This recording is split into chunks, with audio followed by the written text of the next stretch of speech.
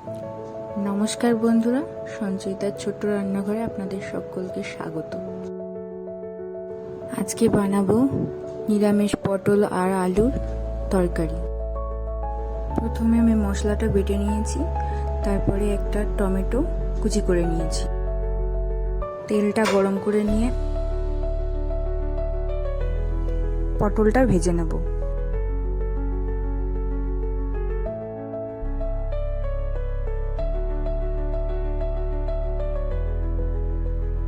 ভাজা হয়ে গেছে, তুলে নেব। এবার ওই একই তেলের মধ্যে গোটা গরম মশলা আর জিরে দিয়ে দেবো। এবার কুচি করে রাখা টমেটোটা দিয়ে আর বেটে রাখা মশলাটা দিয়ে ভেজে নেব। এখানে একটা টিপস বলার আছে, যখনই আপনারা কোনো রান্নায় আদা বাটা দেবেন তখনই সামান্য একটু জল দিয়ে কষাবেন। তখন সেই রান্না যতক্ষণই কষান না কেন তেতো হবে না।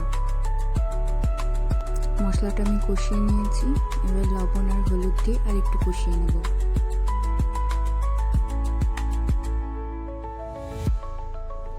কষানো আমার প্রায় হয়ে এসেছে। এবার আমি আলুগুলো দিয়ে নেব।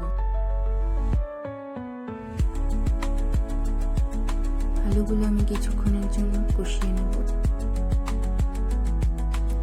আলুগুলো কষিয়ে নিয়েছি, এবার ভেজে রাখা পটলগুলো দিয়ে দেব। আলু, পটল আর মশলা ভালো করে কষিয়ে নিই।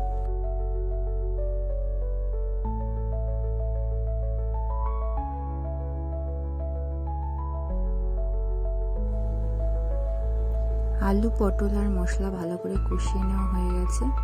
এবার আমি জল দিয়ে দেবো।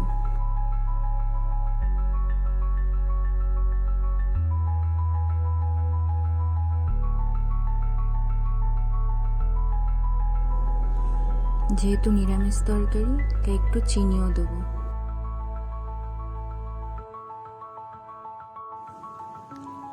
এখানে আমি এই কাপের হাফ কাপ দুধও দিয়েছিলাম, ওটা দেখাতে ভুলে গেছি।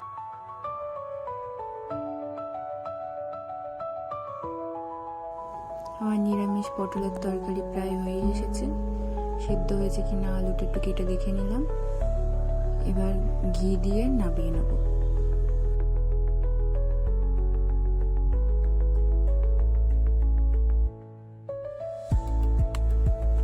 তৈরি হয়ে গেল আমার নিরামিষ আলু পটলের তরকারি।